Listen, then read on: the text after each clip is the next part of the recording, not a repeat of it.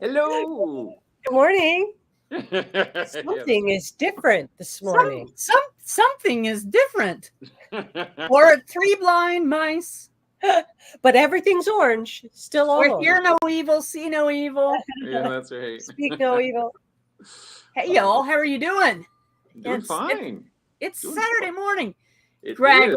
where on earth is Greg? Yes, Greg is in a hotel room in Miami because Greg and his wife are on a holiday. Yeah, we're taking a cruise. We leave tomorrow morning, so I'm here in beautiful Miami. The sun is not shining right now. It's cloudy out actually, but it's much warmer than it is back home. Miami, it is. Oh my gosh, we had a Miami. 20-degree temperature drop yesterday afternoon. So yeah, it's the Saturday morning live cast. We're here with my partners in crime, Greg Clark and Betsy Coe. Although Betsy's being slightly distracted, this up front thing, we can see your eyes going off to the left, looking at something over there. Just saying. So Betsy, how's the weather where you are? Chicago. We got snow last night. Just a dusting. I'm so glad. And tomorrow it's going to be in the 50s. So I'm just focusing on the fact that it's all going to disappear. So. Biscuits. Somebody asked me to say biscuits. So I said Someone biscuits. So. Hey, y'all. It's the Saturday live cast. And here we are to tell you about what's happened in the week prior on WikiTree. And we'll be talking about what's going to happen coming up on WikiTree. So we'll get this little show off to a start. Mm-hmm. And I wasn't sure whether I'd be able to connect. I wasn't sure I'd be able to connect or not because all I've got is my iPad with me. So, but if I lose the connection or if I have to turn off my video, that is what's going to happen. But when I looked at the date, I thought there's no way I can miss this because today is February 24th of 2024. So February the second month. So 2/24/2024. It's just a perfect day for a mathematician. He's mathing. You're mathing and you're getting ready to go to the Caribbean. Really? I know. All right. So today we're not looking at Harriet Tubman right now. We're looking at, oh my gosh. Did you guys realize that if you throw a party for the Kiwis, they show up? Holy moly. Goodness gracious. So Kia ora, I don't even know if I'm saying that right. Do you have any ancestors or family members from New Zealand? That's the question of the week. New Zealand.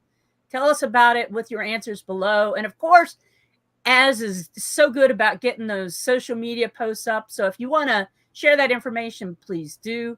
But we have some pretty good answers going on here. The first one I want to point out is from Oliver Stagen. There were lots before. And there are, we'll go back to the other screen real quick. There were 62 answers. You say, hey, Kiwis, and they show up. So 62 answers. But the best answer so far for me is this one is, to my knowledge, I have no blood relations with New Zealand connections. However, my doctoral supervisor, whom in German I'd call a Dr. Mutter, was Miriam Meyerhoff, a notable Kiwi linguist. Alas, without a WikiTree profile yet. What could we do about this? To celebrate this New Zealand connection, I just created a profile for her father, notable philosophy professor Hans Meyerhoff. So there we go. And if she is a notable, she can have a profile, but let's work on him and move our way back from there. How about that? Nice. And that's the best answer. I loved that answer. That's great. There are too many, and there are too many words I don't know how to pronounce. So, but through the wonders of WikiTree, a descendant of his contacted me, and I don't know. I do know some information about them. That from M. Ross.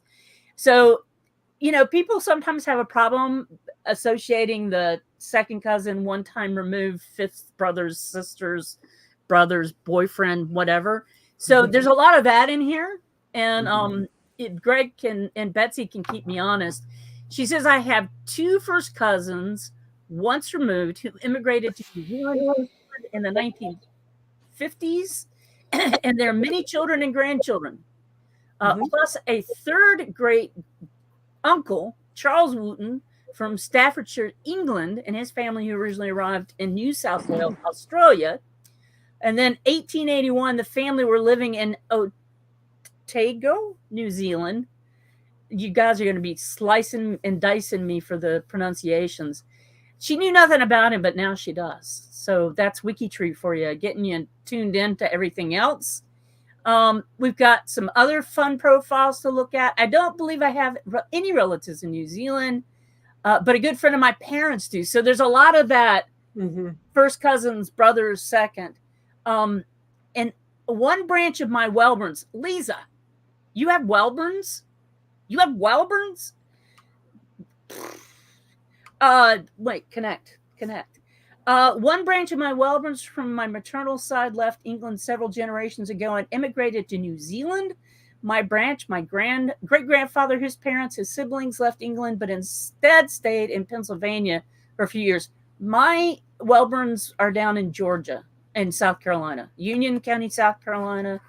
And then they migrated on over to Rabun County, Georgia. So just letting you know. And settling on the Quebec side of the Ottawa River in Canada. That's interesting. It's really pretty on the other side of the river, too. Beautiful mountains, Gatineau Hills. We were talking about it just before. We were saying that Julie, Greg's spousal unit, needs to come up and do some cross-country skiing here in my backyard. Not literally, but I'm going to try and do some scrolling here. Several families that immigrated from the UK to New Zealand, Ashworth, John Ashworth. And they've got some great, pop over and check out some of these. I love this, blue. So whenever I give myself a sneaky handle for fun, I call myself Modine Blue. So I like the surname Blue.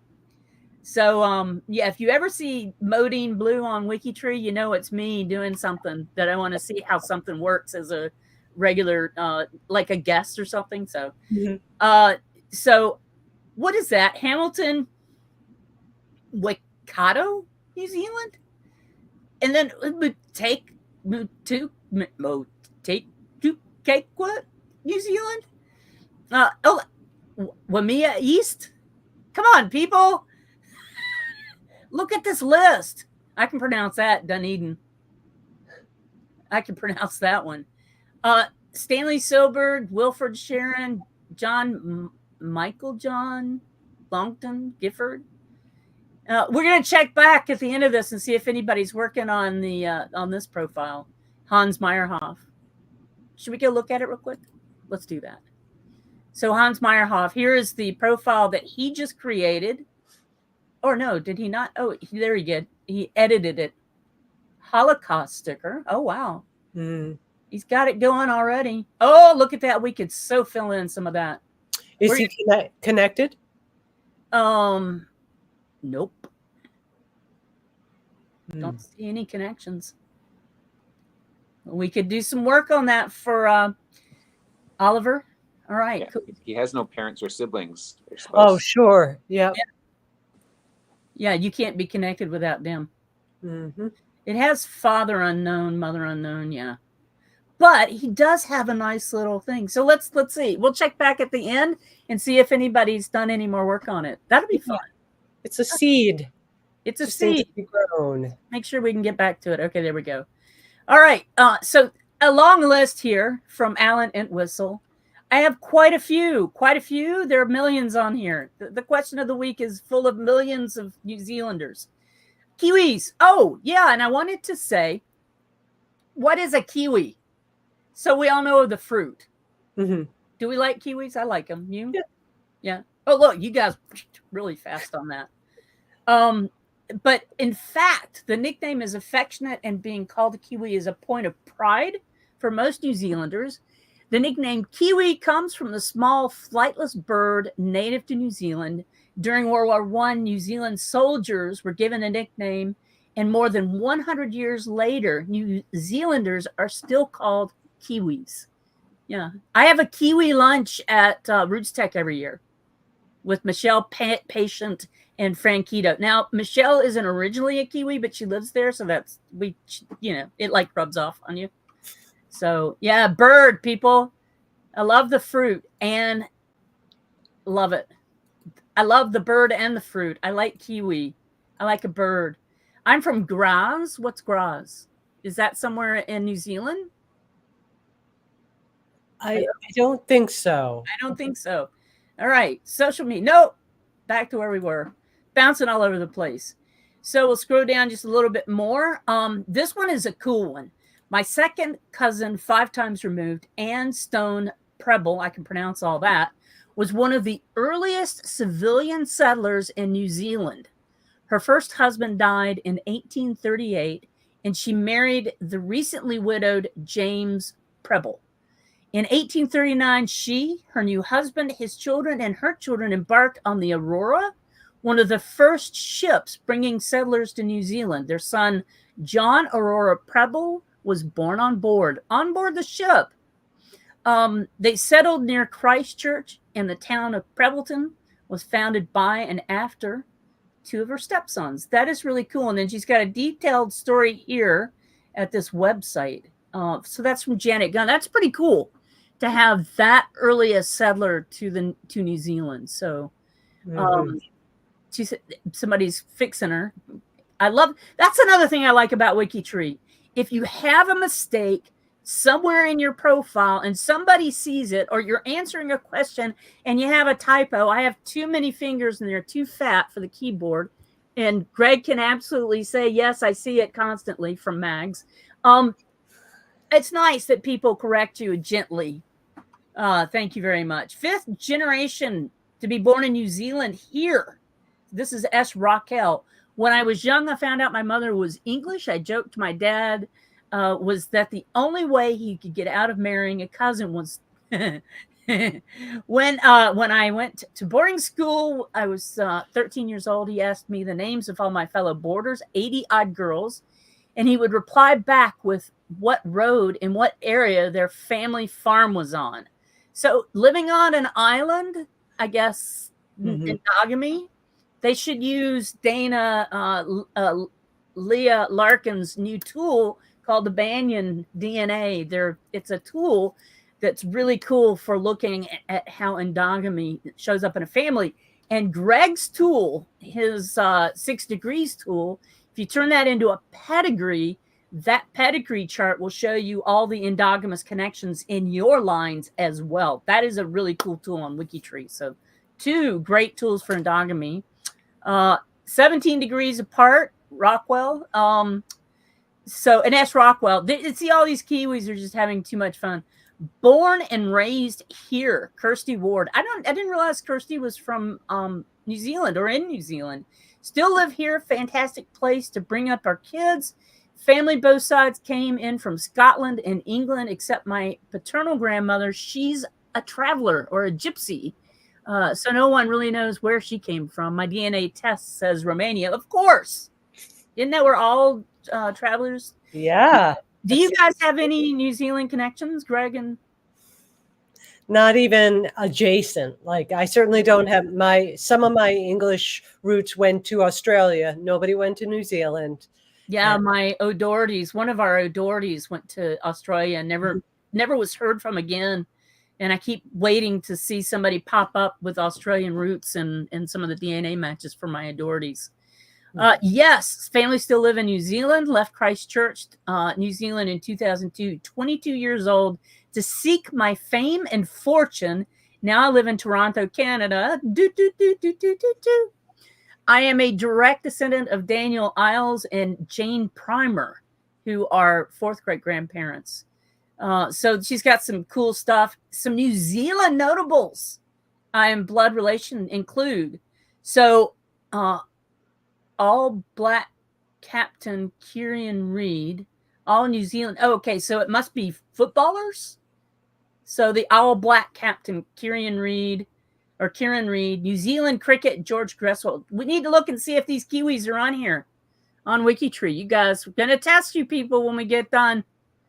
All right, let's go over here and jump to it. Oops, let's go back to the question of the week. You ever wondered how to find it? You just scroll down here and go. Yeah. We're getting some options in the chat for sports that they might play. Yeah. Or rugby. Yeah, because rugby and cricket are the biggest sports. Is it cricket or rugby? I don't know. And soccer as well, or football. I have a lot of friends, Michelle Patient, whenever we are at the same place and we're traveling, she's always watching football matches. So great John Fred Bone of Leicester, Manchester, and Oldham raced bicycles as J.F. Bone in the 80s and 90s, the 1880s and 90s. The bicycles were built by the Bone family, and he told my grandmother that his uncle George Bone had become quite wealthy and immigrated to Christchurch, New Zealand. The Bone family's first names were George, John, Edgar, Richard, Harry, and William. And of course, as genealogists, we know those went on for like 85 generations. I haven't been able to reliably source George Bone in the Christchurch branch, but I keep looking. Anybody know of a cycle maker named James Bone of Christchurch? Anybody want to look that up? I bet we can't find it if she hasn't. Make sure we vote those up. Susan Aykroyd. I doubt she's any relation to Dan Aykroyd, who's from Ottawa.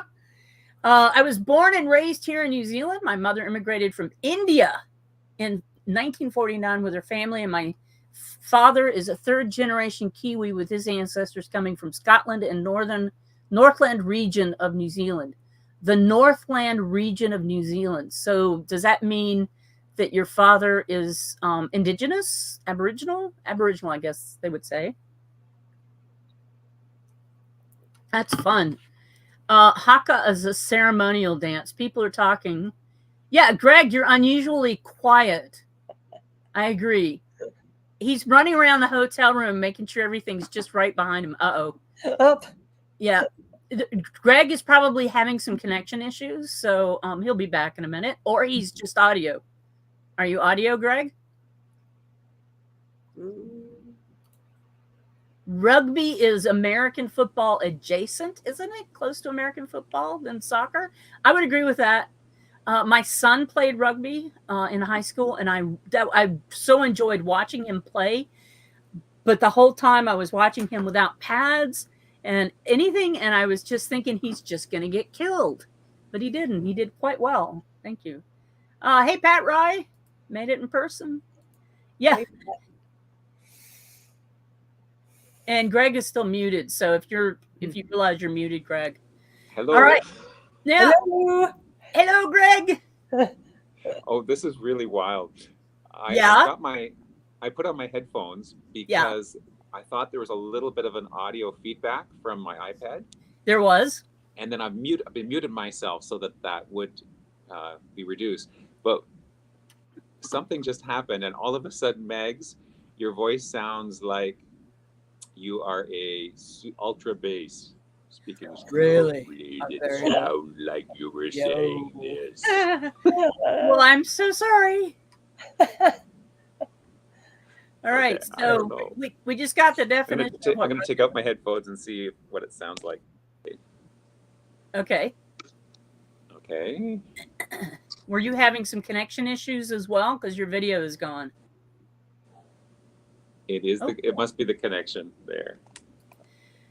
Here's our first Aboriginal. I am part Maori, several other nationalities, and a direct descendant of several notable chiefs from the Waikato and Northland regions. So there we go again, the Northland regions. So the Maori. So that is what we may have seen up here with that family up there. That's cool. So there's lots of opportunities to get in here and do some work on some of these great profiles from New Zealand. And boy, don't say, hey, any Kiwis here? Because they'll show up. I love that. I'm gonna switch this off and move on. Completely. Oh no. We're gonna move on to Greg just because he's in a black hole. I can't hear you. Oh, he's really down a Greg. I'm going Testing to 1, exit 2, 3, and Greg. Okay. All right. So while Greg is getting that together, I'll go ahead and get. We're going to do things differently today. We do have the connection combat. So we're going to be doing that. But we're also going to be doing, let's go back over here. Where were we? Let's go back up to WikiTree. There we go. So for today's connection combat, we're doing, it's Black History Week or month here in the Northern Hemisphere. Canada and the US are celebrating that.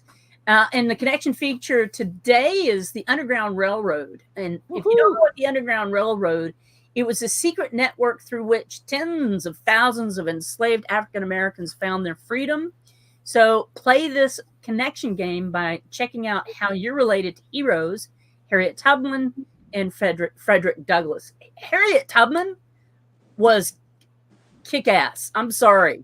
She was pretty darn cool the way she saved so many people. She saved so many people and fought in the Civil War, literally. Yeah, was a combatant. I didn't know that. Wow. Yes. John Tyner's out walking his dog. That's okay, John.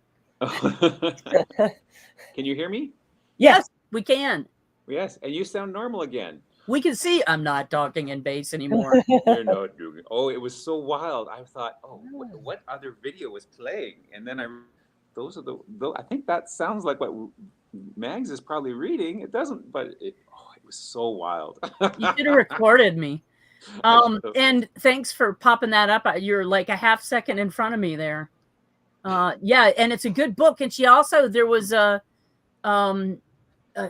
movie that was premiered here in Canada at the TIFF Festival, the Toronto International Film Festival, that was Harriet. And if you haven't seen that, please do. My spousal unit got to go to the premiere. I was not happy when I found out that. Yeah. So so I'm going to turn that over to Greg. I was just filling some space in. Well, thank you very much for introducing that. Yes. The Underground Railroad. The Underground Railroad? Are you being Elmer Fudd? Am I being Elmer Fudd? Yeah, you were going in Underground Railroad? Oh, I don't think I did. We'll blame it on the Wi-Fi in the hotel. So. We'll do that. We are going to try and do what we've been doing all along. So the first two profiles, of course, are Harriet Tubman, as Meg's already talked about, and Frederick Douglass. So please put in the chat whether you're closer to Harriet or Frederick, or you can put Tubman or Douglass. So who are you going to go with first? So we're going to start with Harriet. All right. Now, you already talked about Harriet a lot, so there's not much more I have to add, except that she is so amazing. You sort of want to go on. She was born Araminta. Minty was her nickname as she was growing up. She did change it later to Harriet, but she Araminta Ross. Ross was the name of her enslaver originally, or that was the family name she grew up with. One of the interesting things, born 6th of March, 1822, Buckton, Dorchester, Maryland, United States. And the Tubman comes from her first marriage to John Tubman. So that's, we always know her as Harriet Tubman. And then she did marry a second person, Nelson Davis, because when she escaped from slavery, her first husband did not, and so ended up marrying someone else after she left eventually. And then she did marry. Her second husband actually was I'm pretty sure the second husband was a barber from Toronto. Wow. So I thought that was pretty cool. Another interesting fact in her biography is that her parents got married when their respective enslavers got married to each other. So I thought that was an interesting connection. I don't know. I wonder if that happened often back then. But so she came from a large family, and she eventually did escape from.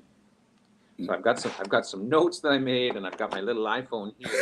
If I can't read the font on Meg's screen there, so this might go make a little. It bigger? No, that's fine. I think that's fine. One thing I really like about this profile is they haven't intersperse pictures throughout throughout the profile, which highlight different things. So that's kind of neat things, and being able to see, like, to see Harriet Tubman, you know, such a famous historic figure. Right. Very cool. So she escaped to Philadelphia, Pennsylvania, I believe it was. Yeah, there was an old wagon road, but I thought she took the first time she went over ground. Like she was back and forth and back and forth. Yes. And so there's an old wagon road that went from almost in Georgia, actually straight up through South Carolina, North Carolina, Virginia, and straight into Philadelphia. They called that the old wagon road. It is the old wagon road of the U.S. Wow. Wow. So yeah, she escaped, and then eventually she did escape to Canada at one point, but she went back and forth, rescuing lots of people. I don't know if they know the exact number, but I think 70 to 80 was the estimate in the profile. And one thing I learned about, now, maybe all of you know this. I imagine many of you Americans know all about this, but the Fugitive Slave Act of 1850.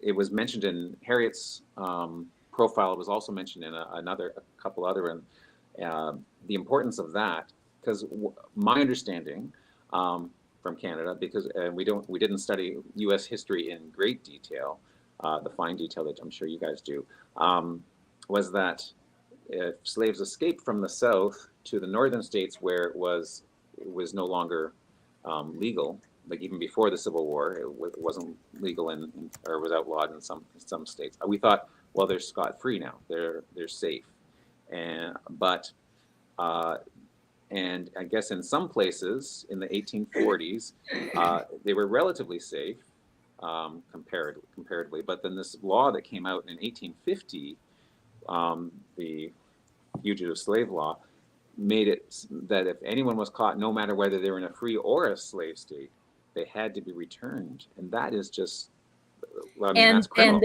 there were people who were just fanning out. They even came up into Canada. Yeah. And we're trying to get the enslaved people back from Canada as well. Oh. Yeah. But that they couldn't do, could they? Yes, they could.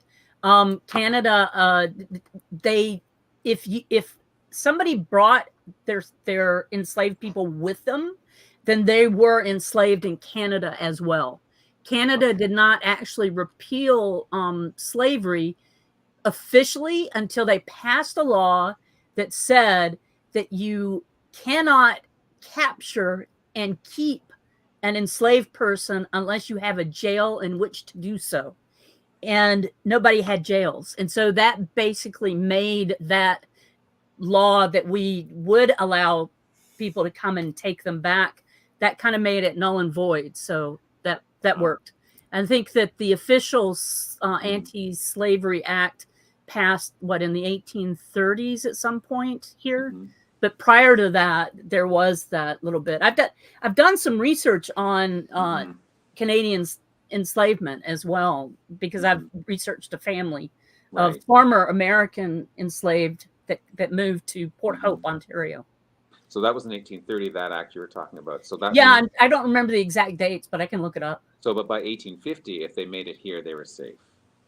Yes. Basically after 1830, when they said I don't remember the exact date of that, sure. But I remember it said that if you have a prison in which to put them, then you could do that. But nobody had. No one would, yeah. No, nobody had that at that point. So that explains why so many of the Underground Railroad people arrived in Canada at the time. Yeah. Rochester and Fiordalisi is saying that Port Erie in Canada was part. So yeah, I'm sorry, Greg. Don't mean to derail you. No problem. And in fact, there is a church. Yes.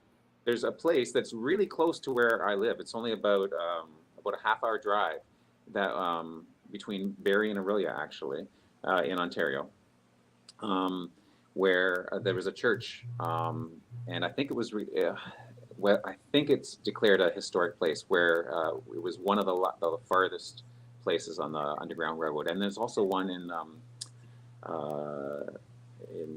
Meaford area around there, too. So they got pretty far into Ontario. Yeah, they did. Very impressive.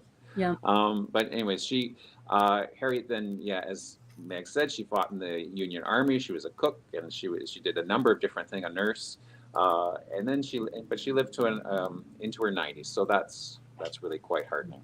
The church, Crystal says the church is in Aura. That's right. That's exactly it. Yeah. It's Oro is now officially Oro Medonte. They merged those two townships since you moved away, Crystal. But yeah, that's it. That's the church. That's exactly it. Can we, before you go on to Frederick Douglass, Yes. Not everybody in the chat knows how to play the game. Oh. Can I just take a quick second and show? Sure. Okay. So yes, please do. Yeah. Just at the bottom. Charles Monroe. Yep. Okay. Now I am on my profile all the way at the bottom. And this is the quickest way to see. If you have the extension, you'll see it this way. Yeah. If you don't have the extension, it's still at the bottom, but it's, in long lines of text. But if you have the extension, it's vertical, and it starts from most closely to least closely connected. If you want to see if you're a cousin, then you would click on the person, and then it will say if you're a cousin with them. So I hope that helps. Mm-hmm. Okay. And I've decided that if the extension ever goes away, I will probably have a breakdown, because I love that browser extension. Oh yeah, there's so much in it. That's just amazing. Yep. So then the next one, the one that Harriet is paired with, is Frederick Douglass. Okay, I got to bounce back to him. Sorry about that. No problem. Woo! Zoom, sorry if I got anybody sick. There we go. Frederick Augustus Washington Bailey. And Bailey was the name that he was given when he was first born, of course, from the enslaver. But then he chose the last name Douglas later on when he became freed. And Douglas, as you may or may not remember, it was my birth name, my father's paternal name. So that's my paternal line. So I thought, well, this guy will be the closest, and he is the closest, but he's not a direct cousin. So I'm not a cousin to him, but I am actually a direct cousin of his second wife. So when you look at the connection, that graph, there's only two colors. There's Frederick is in one color, and then his second wife and everyone down to me is in the other color. So. Did you spell it with one S or two S's, Greg? My father spelled it with one S, so I spell it with one S on WikiTree.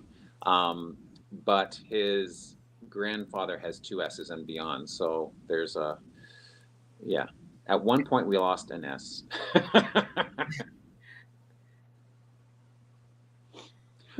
So he was born, he's a renowned African-American social reformer, orator, writer, statesman. He was born into slavery, just as Harriet Tubman was, and most of our profiles, though not all. Then he escaped, and he became a leader in the abolitionist movement. Not only was he was a leader, he was a speaker, a well-known speaker, and then went on sort of various talking circuits as well, decrying slavery and promoting abolitionism. Interesting, he had a difficult childhood, of course, as one expects, but he was taught how to read and write by various people he met along the way, and it was so important to him that he would barter on the streets in exchange for more education, for learning more about reading and writing. So impressive, that dedication, or knowing how important that skill was from early on. He escaped many times after failed attempted escapes. He was taken to Baltimore and given to someone that they called a slave breaker, which does not sound good. But one impressive thing about it, they said that eventually he basically forgave the person who captured him or whatever, and said that he abhorred the slavery, not the man himself. So that's quite big of him for that type of, to forgive, I thought, at that point. Anyways, he escaped to North dressed in a sailor's uniform that was stitched by his fiancée. Isn't that sweet? I think that's really cool. That is cool. Yeah. And that his fiancée was Anne Murray, not the Anne Murray, the great Canadian songwriter that we all know and love. Well, maybe you guys don't know and love, but you know, a different Anne Murray, but just as sweet, I'm sure. And then so he changed his name to Douglas after a Walter Scott poem. I don't know that poem, but that's interesting. And then they had 5 children, 3 sons who served in the Civil War and became a favorite abolitionist and anti-slavery speaker. Later, he met up with William Lloyd Garrison, who was also a famous speaker. And I think they shared a stage at a rally, and then William Lloyd Garrison, who was a publisher of a newspaper, was so impressed that he invited him along to other events, and so that's what he was known for. So after slavery and after the Civil War, with his wife, he had a second wife who was actually a white suffragette, and she was speaking out for women's rights to vote, of course, and he spoke at one of her rallies in 1895, and then, but then shortly after, that's when he passed away. So he was a champion of civil rights of all types. So, very impressive. Wow, look at the list there. I like that they have put that up there. I saw a comment that somebody asked. Sorry, go ahead, Betsy. No, I saw a post yesterday that somebody asked that they not post the enslaver template on a profile because they didn't want that, or they didn't want the enslaver information in a report that a genealogist was doing because they didn't think that was appropriate for their family to see. Educate, put that out there, because you're keeping other people from finding their family by not showing that you did. So having the slaveholders here actually gives other people an opportunity to go and look in those records to see, oh, I had an Anthony. Maybe this guy in Maryland was my Anthony. I also wanted to make another comment. Frederick Douglass's portrait here is one of the most iconic portraits ever done. Oh. You know, it really says a lot about him, this whole portrait of this very distinguished, very educated man. And people who do colorizing of photographs, I disagree with doing that, because you have no idea what the true colors were. You have absolutely no idea what the tone was. But seeing this black and white portrait of this beautiful man is, you know, it really says something. I just wanted to get on my soapbox. I'm off. All right. So, how does versus Douglas poll? Yeah, I already entered it on the spreadsheet. 21 for Frederick Douglass and 4 for Harriet Tubman. Wow. Okay. Wow. Okay. Are we going to share that spreadsheet? Oh, I can't share it because I'm on the iPad. That's the one thing I can't do. Sure. Yeah, we can share. Hang on. I got to go back to. I've got a sore neck all of a sudden. Yeah, I bet you do. Yeah. Well, I'm leaning at a different angle and trying, you know, so it's you know. There we go. There we have it. There we go. We 3 are all closest to Douglas. Nobody's a cousin. 21. Oh, it's funny. So there was only 2 people that I was actually cousins with, and it looks like all 3 of us are cousins of those same 2 people. Coming up. Yeah, I had relatively few too. Yeah. So the next 2 are William Still and who did I pair him with? Levi Coffin. I'm going to go to Coffin first. I figured he would be because we have coffins in Georgia, but no. Oh, really? Yeah. So the connection there are conductors. They're both conductors on the Underground Railroad. So Levi Coffin was a Quaker, And there's a couple different Quakers come up a couple times in the profile. So, and I'm guessing it was part of their, I don't know if it's part of the religion, but it seems to be, it fits with their religious beliefs too, about anti-slavery, which sounds like it would be something that would fit with their ethos. So he was born in 20th of October, 1798, Guilford County, North Carolina, United States of America. And he passed away the 16th of September, 1877 in Hamilton County, Ohio. He had, now see the one had lots. Oh, you may go back up here for children? No, that's, yeah. Oh, yeah, there we go. Jesse, Addison, Thomas, okay, Henry, Anna, Sarah. Yeah, there we go. Okay. One of the profiles has an extreme number of children, but I don't know if I wrote that note down on my short notes. I'll keep an eye out for it. Yeah, keep an eye. So this is interesting. This profile actually is under the project protection of the Quaker Project, and so I don't know if so people haven't really been working on it, unless I guess they were part of that project. But he's a notable part of the abolitionist movement. And let's see, moving down. Businessman, his place was known as the Grand Central Station of the Underground Railroad. Oh, so wow. Lots of people went through his area. I'm looking for that. I don't see that. There we go. Yeah. He grew up on a farm. He was a school teacher, first organizing a Sunday school for Black children. And the Quaker efforts in them. There we go. He sheltered Eliza Harris, who was connected with Uncle Tom's Cabin somehow. I'm not sure what the connection there is between Eliza Harris and Uncle Tom's Cabin. Yeah, we should have had somebody come in from the Black History Project with us today. Mm-hmm. Yeah. That's right, yeah. If you guys know that connection, pop it up in the chat. We'll post it. Yeah. He was also connected, so he moved to Indiana and then Cincinnati, Ohio, and he was involved with this Freedmen's Bureau, which is huge, and all those records that are now available. Yes. Is a huge boon for genealogists trying to make connections.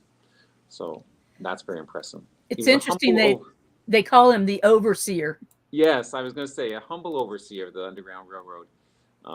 He passed away in 1877. So, very influential man for the work that he did. And a nice profile. There's been a lot of discussion in some of the projects about whether to put census information in a list or into a table. So it's been interesting following that. Nice profile. Yeah. All right. And who's the next one? William Still. There we go. Is the other one. I feel like we're running on a flat tire trying to do all this stuff. Yeah. So he was a conductor involved in civil rights. And let's see, born in October 1821, a bit younger than the last guy who was born in 1798. He was born in Burlington, New Jersey. And he passed away in 1902 at the age of 80 in Philadelphia. So part of Black history. Yeah. He was an African-American abolitionist based in Philadelphia, a conductor on the Underground Railroad. He was a businessman, a writer, historian, and civil rights activist. Yeah. His parents came to New Jersey separately. First, his father bought his freedom in 1798 from his master in Maryland, and then Charity, his wife, his mother, escaped twice from Maryland. Then after the census, I think there's a little bit more. Sorry. Oh, that's okay. Children? Yeah, 4 children that survived, and then the children all went on to do different things. Graduated from university and whatnot. So his legacy is it was an indefatigable worker in Philadelphia Underground. So one of those quiet people that just kept things moving and going. Still kept rare day-to-day records, which were published. So that would be an interesting read. Successful he was a coal merchant. Yeah, interesting. he continued to campaign against discrimination. Yeah. He wrote Yeah. a compilation of letters.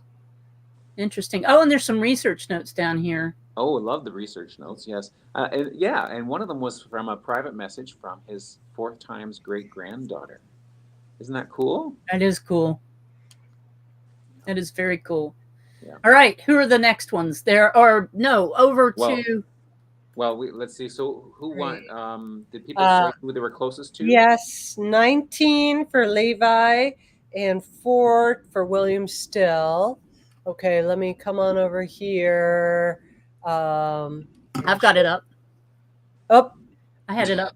Oh, sorry. We're doing me. the same thing at the same time. Okay. You were looking down, so I popped it up for you. Got it. Thank you. In 19.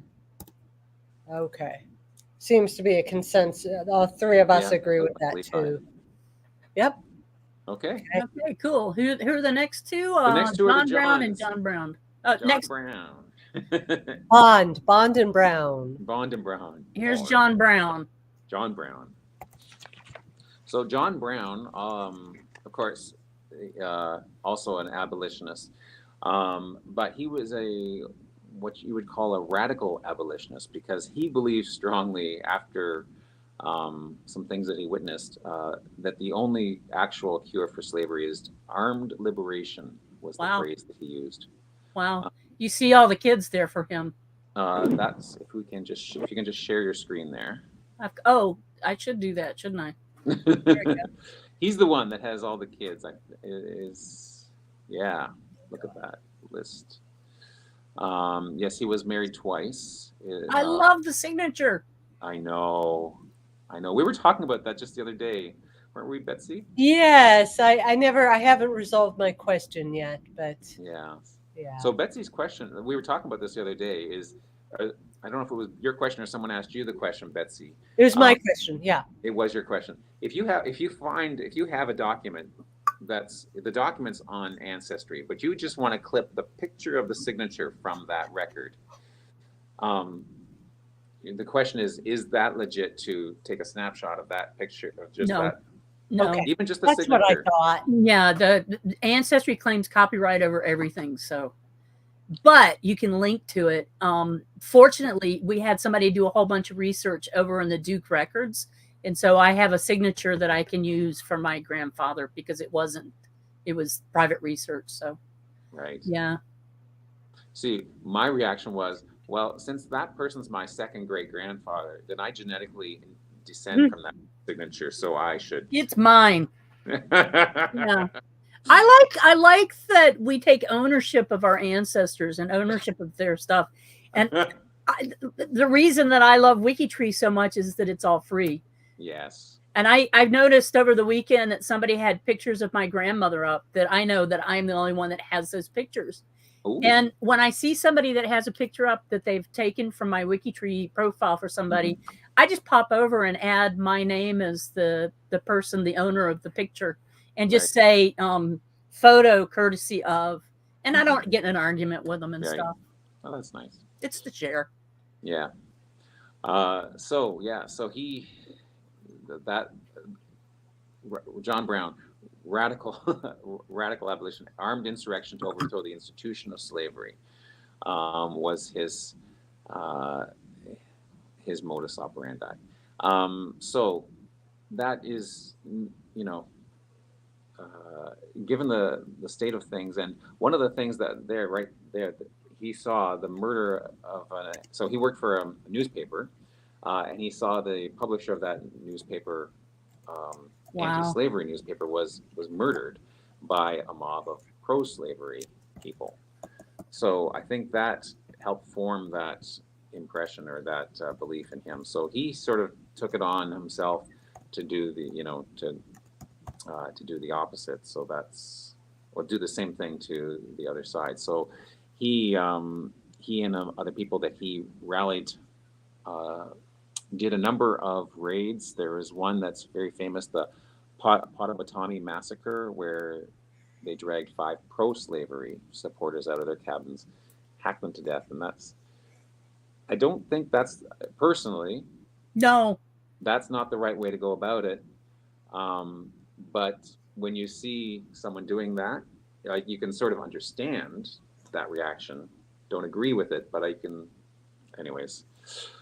That was termed Bleeding Kansas. Later on, eventually, most of those people were eventually caught.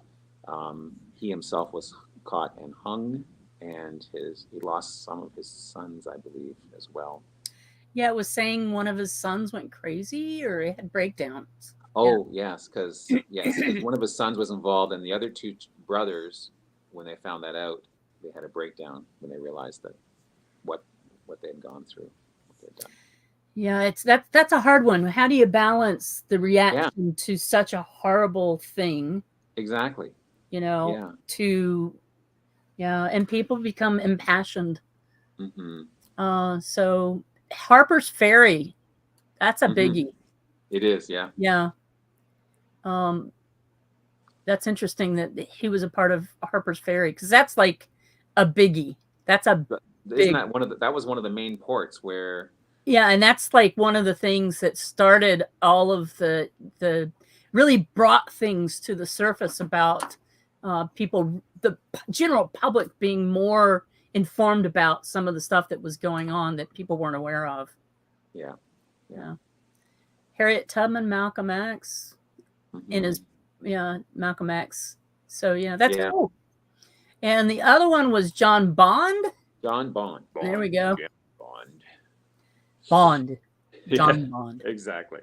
And he was an agent on the Underground Railroad, born in 1807 in North Carolina, and passed away on the 23rd of September in 1897 in Randolph, Indiana, age of 89. They lived in Wayne County, Indiana. There's a couple Indiana. There's a few profiles that have an Indiana connection here. A lot of people who were anti-slavery in the South moved to Indiana. Indiana was like a safe haven for people who were against slavery. I had family that moved there from not.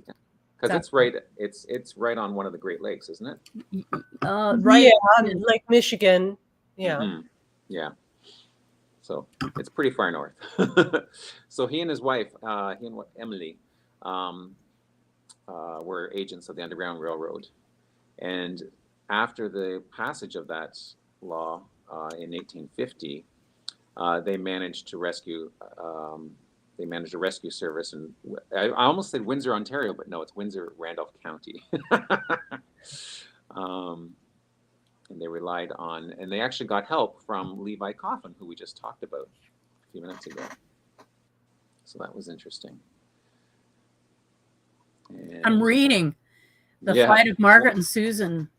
Chased the women to Cabin Creek in Randolph County, but abandoned the chase at the site of corn knife wielding grandmother Millie Wilkerson. You get away from them. You get away from them. Yeah. That's great. That's neat, eh? Yeah. And there's the connection with the Coffin family. Yeah. Oh, there's your list. Yeah. Not as many. Not quite. And again, you see he's around the Greensboro area. Interesting. Yeah. So cool. All right.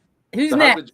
How did the Johns do in the poll? Yeah. Okay. Well, it was interesting because we had a lot of ties on this one. Oh. So it came out John Brown 19 and John Bond 12. Okay. Oops. Brown 19. Brown 19 and Bond 12. Okay. All right. Let's see how smoothly I can do that.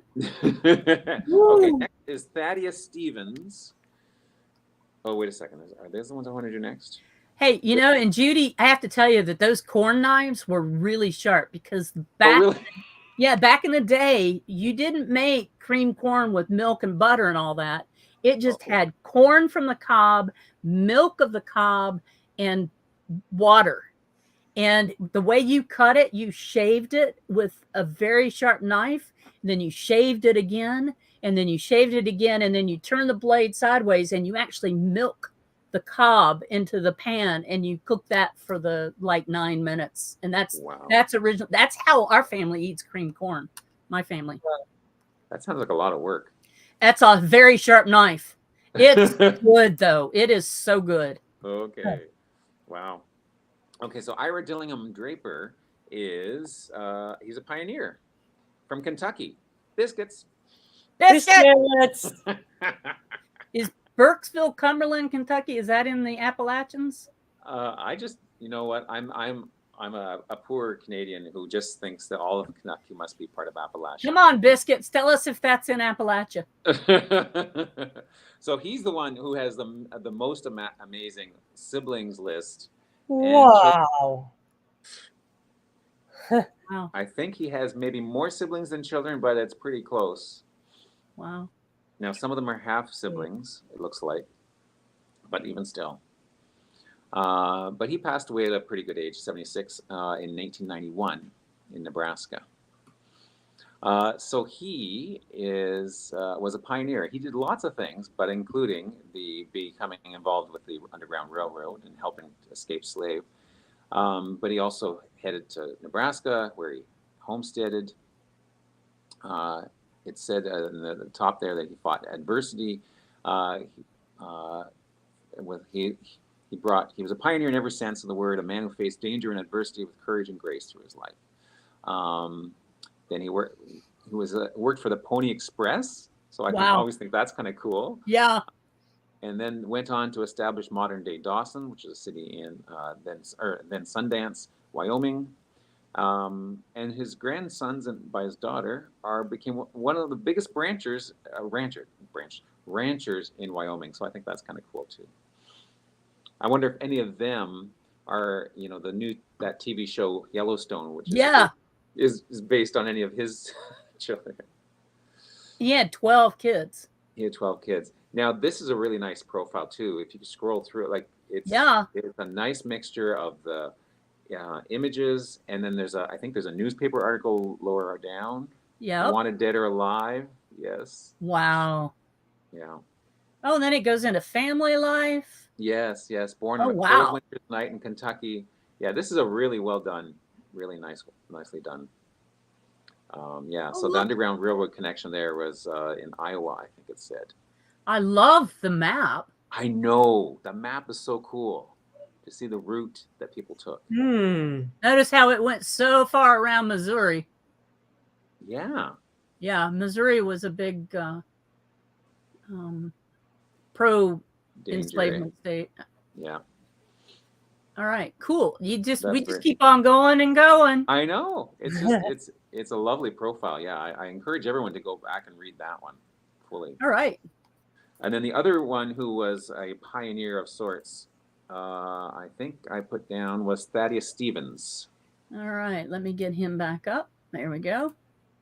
And he was a pioneer in that he was actually a politician, and he was an abolitionist. So he born in 1792, Danville, Caledonia, Vermont. So not in I imagine that was a free state at that point. Yes. And passed away in 1868 in Washington, D.C. He opposed slavery and assisted with the Underground Railroad, and in particular in Congress, he was the primary force behind the 13th Amendment abolishing slavery. So, to connect those two together, I called them pioneers because he was definitely a pioneer as a politician fighting for those rights. Yep. Now it says his nicknames was the Old Commoner and the Great Commoner, but when I read the profile, I couldn't figure out where that came from. Like, what was it about him that made him, what was the commoner? I don't know. Is it just he spoke the language of the common people? He wasn't highfalutin? Is that Baptists? I don't know. Cobbler? A cobbler's son? Yeah, so, yeah, he is common that way. I love the old writing. I know, isn't that neat? Yeah. Why can't we write as nicely and also as poorly? Just again, both ways on that. They weren't always nice. Yes, that's right. Yeah, member of the House of Representatives and whatnot. So yeah, Stevens County, Kansas, named in his honor. There's a Center for History and Democracy.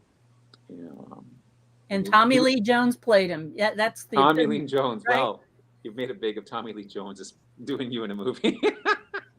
So that's pretty cool.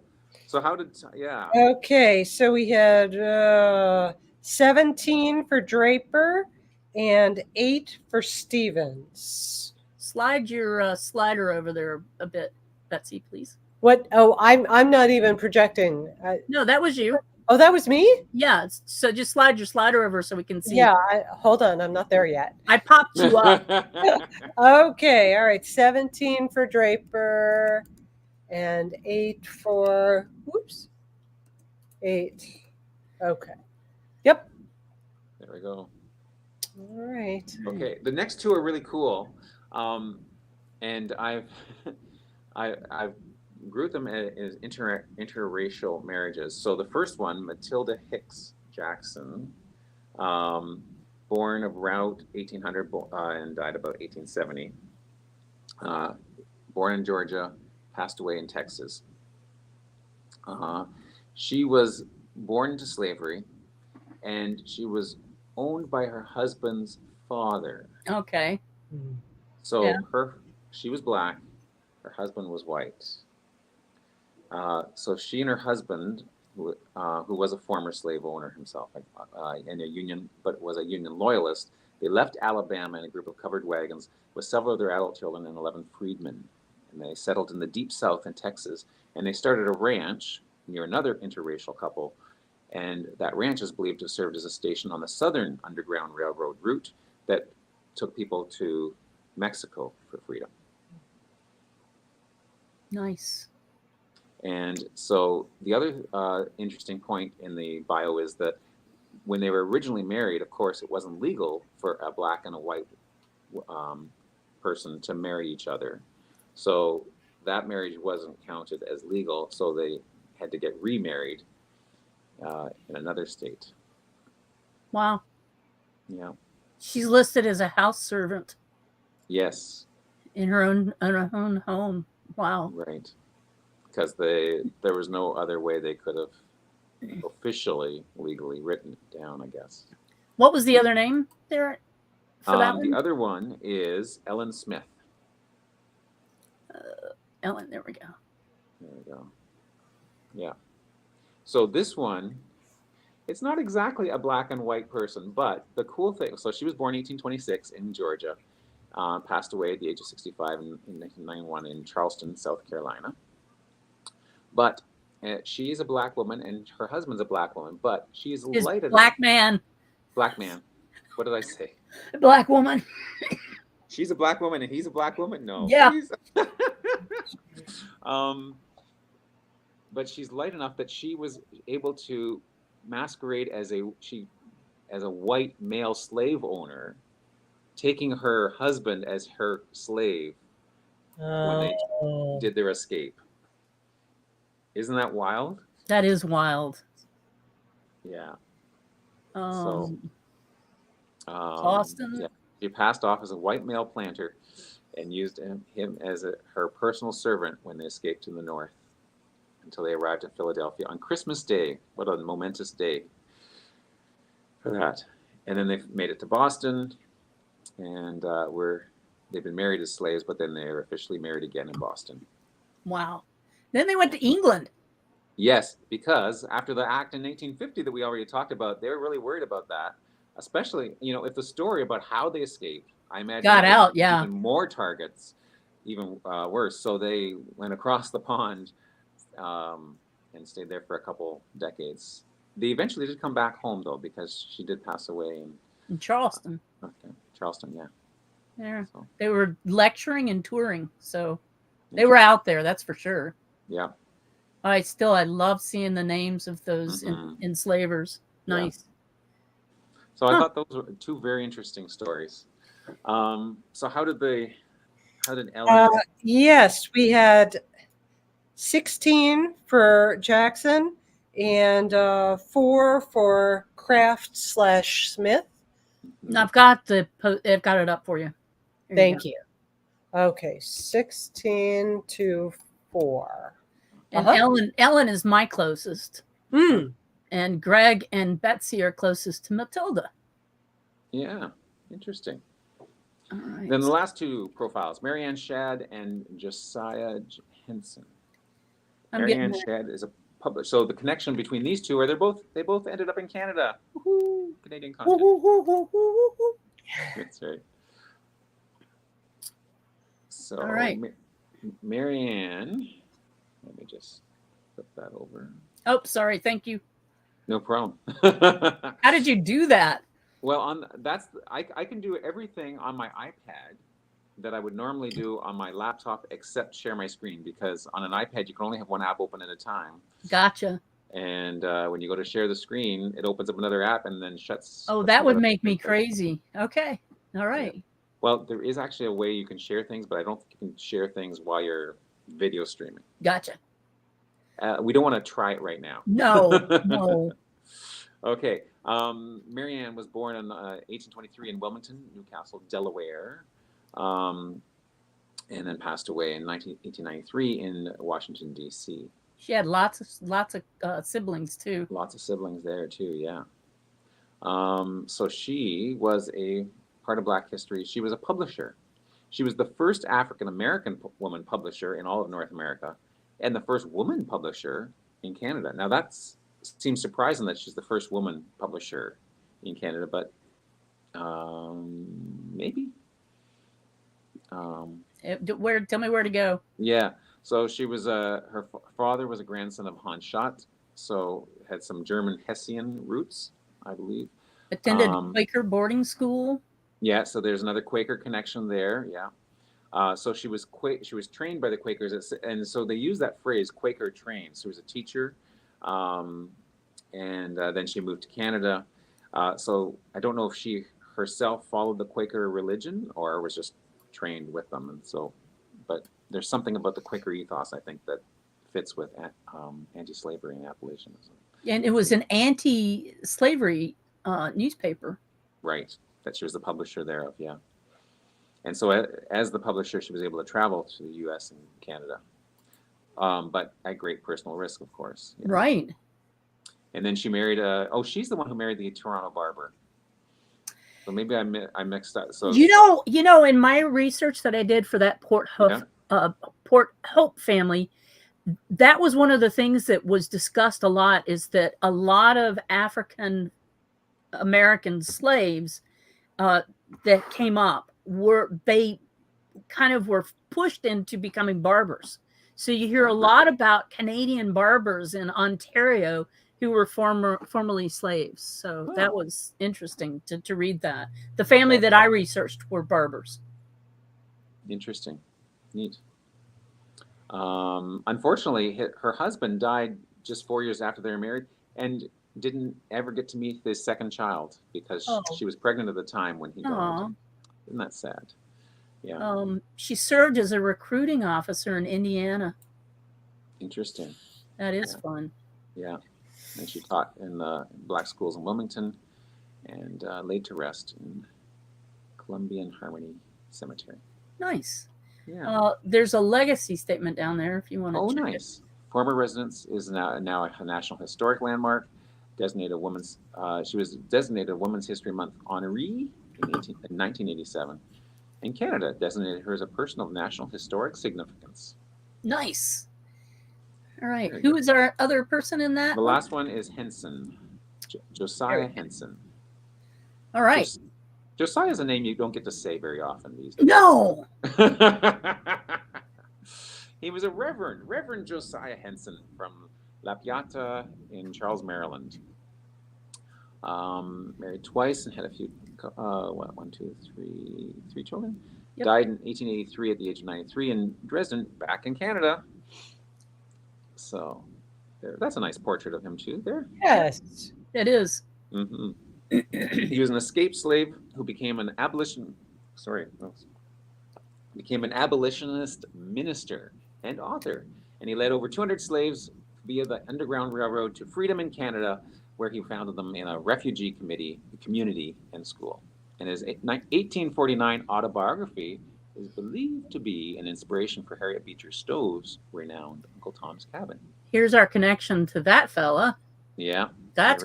We need to read his biography then. Yeah. So yeah, born into slavery in Maryland, and then he was married to a former slave, and they had 12 or more children. Oh, but it doesn't show all the children. It doesn't show 12 or more, does it, on the profile? No. Is there known children? Just shows 3. But down here, they've got a list of known that were 1, 2, 3, 4, 5, 6. I see. The ones that are on WikiTree are the hot links there, right? Yeah. He was in the Upper Canada Rebellion. Yeah, isn't that neat? That's wild. Wow, that was in the area that I live in was greatly affected by that revolt. In 1838. I've researched families that fled during that revolt. Really? Fled this area and went west. Wow. And yeah, that's crazy. So that was an Irish revolt. Yeah, the Fenians, right? Yeah. So he's got an autobiography that we could read. Yeah, so that's the story. That autobiography is the one that they think was sort of the fuel for Uncle Tom's Cabin. Right. That was based on. And then I think he did he do a follow-up to that biography later on? And again, it's 1776 as Uncle Tom's story of his life. Yeah, so, and there was another one there, True Stranger Than Fiction. Yeah, so he's done a few of those. But anyway, he's buried in Canada. Freemason. Yeah, very neat. Wow, we are running late. I am so sorry. That's. Oh, sorry. I thought because I would have the limited screen, but I'd be faster. It's not you, Greg. It's me. Oh. Okay, so we have 13 for Marianne Shad and 1 for Josiah. Okay. Now, John, I see John's got an excellent question there. Was Josiah Henson related to Jim Henson? I don't know. They look a lot alike. We could use the connection finder, couldn't we? Jim Henson. I think Jim Henson has a profile. Yeah. Oh, check it out. John, post for us in a minute. I can't do it, or else I'll lose you. The connection. So someone else has to do that research for us. Anyways, thanks for putting up with me and managing the screens. Ooh, that was interesting. Yeah, they were interesting. They were really interesting and really well done profiles this week. And you know what? This is a topic we don't talk about a lot, and I think it's well deserved. So yes. Yeah. Betsy, go. Okay, all right. How about a tip? So take wooden nickels. Let's see. I am going to move up. So the tip is how to add background wallpaper to a profile. And I'm going to lead into this by saying that this really is a personal preference sort of thing. You may love it, you may hate it. And so, you know, if you want a very streamlined, simple look to your profiles, then go get a cup of coffee right now. And I recognized who this was before I even saw the name. Right. Well, this one is one of my favorites of profiles with wallpaper. Of course, Charles Monroe Schultz was the creator of the Peanuts cartoon, and what we have here as the wallpaper is Charlie Brown's shirt. So, that's so cool. Yeah. So I wanted to direct you to a couple of places on WikiTree where you can find background image material. I mean, now one very easy place is a profile for the person themselves.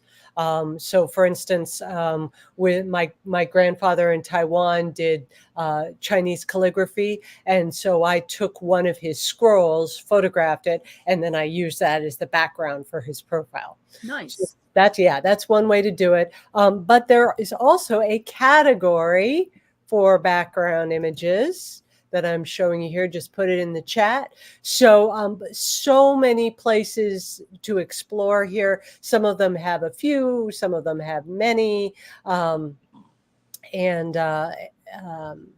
Some of them are just what that individual has put together, and others have a theme to them. Let's see. Here's a let's see. If another option, if you have a Scottish connection, this is a really good page. It has how many? A lot. It has 242 Scottish tartans. Wow. So you'd have to find those in the images tab, right? Yeah. Yes. So yeah, there's that. So if I go to the first one, there we are. And it's very easy to add it as a background image. You don't have to put the image of the tartan on as an image on your ancestor, whoever you're profiling. Just see here, to make this the background image for any profile, click on the profiles edit page and enter this under background image. So we're going to do this with an example. So it really couldn't be easier. So I'm going to, and before I do an example for you though, I'm just going to put one more for you in the chat. This is Joelle Colville Hansen's background page, and she's really got a beautiful collection. This is not an exhaustive set of backgrounds, but it's a good starting place. So now here, what we're going to do is we're going to go to this is Simple Backgrounds, Debbie Black's free space page. And what I'd like to do is I'd like to use this Lace 6. So it's, I looked at it. It's very tiny to see here, but so how did I do this before? Nope. I thought that was the one I wanted. We'll do a different one.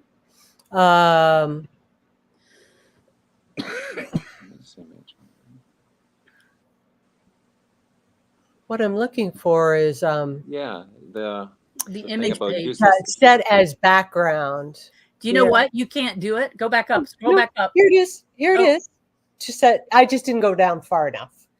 Okay. She also has it set to green, so you can't change anything on that page, but you're right.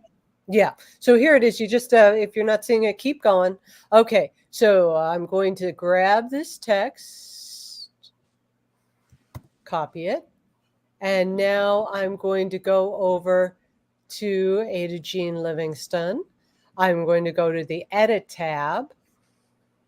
And down here, I'm going to copy that. Now this is a bio improvements. And there we go. A nice, pretty lace background for her. Look at that. Yeah. And you know what? You know what? You're getting confused about where you were is so good because we're all getting confused and you cleared it up for us. But no, we all get confused when we try and do this stuff too. True. So you're human. Yeah. Oh, absolutely. You know, I mean, I have a lot of walking into walls moments when I'm trying to do things. And then, but you know, it's fun to do it in front of people too. That's right. That is. That's great. Do we have any pictures this week? We do. We have a few pictures. Let me go first to the free space page. So here we have, unfortunately, I can't tell you the story behind this, but Alice Thompson. I don't know if I don't know if I saw her in the chat. She often comes. But the Skylar Todd Hallowell and Grace Hallowell home. So very, very looks like a. What was our theme there, Betsy? Homes. Homes. Yeah. Yes. Homes. Yeah. So thank you, Alice. And we're going to look at that one. And now this one is perfect for a winter day. Oh, there you go. Yeah. Makes me feel just a little bit colder. Thank you. You're welcome. No, I just want to be on that porch in the summer with a book and a glass of lemonade. Or a cup of coffee on a hot chocolate. Sure. That works Watching the too. kids play with snowballs. Yep. I love, you can sort of date the photo based on how people are dressed. I mean, it looks like maybe 1920s, something like that. Yeah. It's a Victorian house. Mm-hmm. Christine Miller. Okay. The Maytag House. And I don't know where it is. It's, does it say where it is? No. New Sharon, Iowa. Okay. Nice. Yeah. Thank you, Christine. And that one. Okay. Now I will go to the G2G post. So I'll go backwards. The house in New Westminster, where my dad grew up until he left to join the army at 18. While he was in the army, his family moved. Oh, so when he came home, he couldn't go back up to his old room. Aww. Brenda Millage, thanks, Brenda. It's a very pretty house. It is. Yeah. Upvoted. Please do go and upvote. Now this is from Victor, who's in the chat with us. This is my grandmother, Mary Ann Moore Lowry, holding Uncle Ronald Lowry. Her sister, Mabel Moore, is standing by them. He was born in June 1937, so this photo was probably taken sometime in July or August of that year. This photo is in front of the Lowry family home, which I remember well. My mom and I lived there one summer with her father during a separation from my father. After Grandpa Lowry died, the house was abandoned and became a bit of a hangout for high schoolers, eventually burning down. Aw. Yeah. Nice. And he provides a Google Maps link. That's interesting that even though the house is no longer there, that you can still, well, I guess because it's at the end of a lane in Goreville, Illinois, you can still see its location. Very interesting. So is that a dog on the porch? I see legs. I don't know. It looks like there might be the shape of a dog. You mean this? Standing behind his grandmother. Yeah. Maybe. Looks like a puppy. Those legs are awfully straight. I thought it was like a chair, but you see the shape of the body though above. Yeah. Is that a body above, or is that laundry hanging? Is the laundry shaped that way? Yeah. Yeah. Sorry, I'm looking for things in the background, like I always am. There are no windows. We can't look windows. for ghosts. So no ghosts. All right, and then we have one more photo. Let's see. That is this one from Vicky. I don't think Vicky's with us this morning. Vicky Blanco? Yes, Vicky Blanco. I don't think I saw her. I don't remember. And well, let's see. This is the house where my great-grandfather Willie Borchers was born in Itzehoe, Germany. His family lived there until 1940. They were master bakers. The bakery was on the first floor, and the door to the left was the door to the left. That must be this one. You don't see this, but Vicky's jumping up and down and yelling, I am. Hi, Vicky. I'm glad you're here. The bakery was on the first floor, and the door to the left was the entrance to the second floor where the family lived. I'm sure I'm butchering this. Itzehoe is the district capital of Steinberg, has approximately 31,000 inhabitants, is located in the southwest of the state of Schleswig-Holstein. It looks like it's been very well kept up. Modern windows. Yeah. Nice. What is it now? Yeah, Vicky, tell us what it is now. Okay. Oh, she's blank. I like that answer. Blank. All right. And one ancestor to celebrate. All right. You know, we're coming up on a new month here. So that means a new photo theme. I didn't look up what it was. I can't remember what March's photo theme is, but it'll all be in the G2G post. A new celebrate your ancestors with a connection to March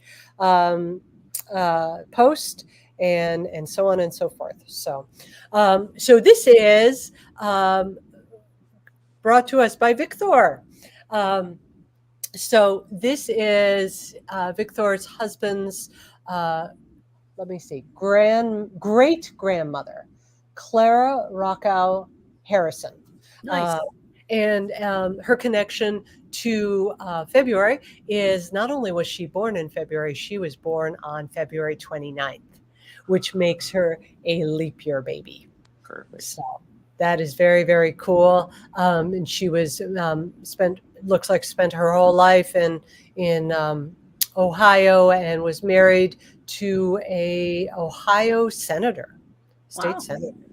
Mm-hmm. So nice profile, and she just had one son, so that must be the pathway down to Victor's husband. So thank you for sharing with us, Victor. Nice. My granddaddy's birthday was yesterday. Oh. We got a question for you real quick. We're going to go on. You know, we don't care about the time. Chris Wine has a question for you. How do you tell what side you're related to if both sides are connected? You're related to both sides. Well, the interesting thing is sometimes you're a cousin with your farther connection. I found that it's sort of funny, and it's counterintuitive. I just sort of go through, I start with looking at the connections at the bottom of my profile, and then I click on each profile I'm interested in. And if I'm a cousin, it will tell me up at the top if you have the browser extension. And then for the connections, it may not be a blood relative. It's just a connection. It's how you connect. Right. And so you can pull up also by clicking on the connections and see those green and yellow boxes to see how they come down to you. So if those green and yellow boxes come down and the last person before you is your parent on your father's side or mother's side, then you know which parent it is. There you go. Got another point here from one of our questions we asked our viewers. And we got APM 17 says Josiah Henson is 28 degrees from Jim Henson. 7 branches. That's crazy. That's fun. That's fun. Yeah. Neat. So we got some things coming up on the calendar. Got some interesting announcements as well. Around the Black Heritage Project, WikiTree announces the largest free database of African American families. And we were talking all through this about how important it is to hear about those of us. My family were slaveholders. It's important for us to allow that information to be public and available. And so WikiTree, here we've done this, it surely isn't all-encompassing, but as Aowen says, it's the largest database of African-American families. Also, we've got the what is happening around WikiTree coming up. We're almost to the very end of the month, and you see that very last thing, Roots Tech LiveCast. That will be next Saturday at 10 a.m. Eastern Standard Time, which will be 12 p.m. Mountain Standard Time while we're out west. Certainly Betsy Co will be there. I will be trying to get there. I have other obligations on Saturday, so I'm going to try my best to get there. And Greg, are you going to be home? Are you going to be still in the Bahamas? No, I'll still be on the cruise. I've bought a Wi-Fi package, but I have no idea how. That's funny. Also, Greg, I may not. I don't know. All right. I'll try. So you got some good dinner recommendations too. Yes. Did you see those? Not yet. I'm going to do that after this. So new member Q&A coming up on the 25th with Betsy Co. Betsy Co. Tomorrow. So those are the only two things left in the month, and that's it. That's it. Sorry. Nothing else. There's also other things going on. The 12 months of photos. This is the homes. We don't know what it's going to be next, so we'll let you know. Bio Builders Challenges, the Canadian Project Notables. There has been a lot of work going on in that great project as well. The usual Black Heritage Project Notables Connectors, Dash of WikiTree Love, Project Makeover Challenge. Is that finished, Greg? The Dash of Love? We probably, I mean, it's month by month, right? Okay, Betsy? Great. Yeah. GEDCOM Weevils, so there's stuff going on. I'm going to pop over here real quick to Azure's list. Azure, thank you for popping in and popping up some links for us. Always love to have Azure backing us up big time. So this week, the cemetery spotlight is St. Paul's Missionary Baptist Church Cemetery. If you want to check that out. If you want to get to this particular page, go to the Ambassadors Project, to the project page, scroll down. There's a sub bar there with the social media on it. You can share these links, get the information out. The question of week for next week, we don't know what it is yet, but you can share those links. Leon is the One Name Tuesday name. The Connection Combat, of course, is ongoing. You can share links for your social media about this. The One Place study is Zane's Trace Northwest Territory. So Northwest Territory is I'm assuming it's Canadian. Yeah, I've never heard of it. We're the Northwest Territories plural. I gotta look. I think it's Australia. It is United States. What? We're both wrong. That's in Ohio. That's crazy cool. All right, so we both got that wrong. That is not Canadian. Just saying. No. Canada claimed it at one time, but no. One Place study. So the Ambassadors Project, that's the project showcase for all these social media things. Get in there and share these social medias. And then, of course, the roundup, which will be LiveCast live from the WikiTree booth at Roots Tech. So that is, yes? All 3 days, Thursday, Friday, Saturday at our normal time. So 10 Eastern. We're doing LiveCast all 3 days? Oh, we did last year. Did we? Oh, I think you had to draw me in from talking to people. Well, partly. Yeah. And then you started one without me and then grabbed me from the... Yeah, I grabbed you. It's so hard when you're at Roots Tech because there's so many people. There's like 30,000 people in the expo hall. Yeah. So it's really hard to concentrate. So get yourself a minder, Betsy Co.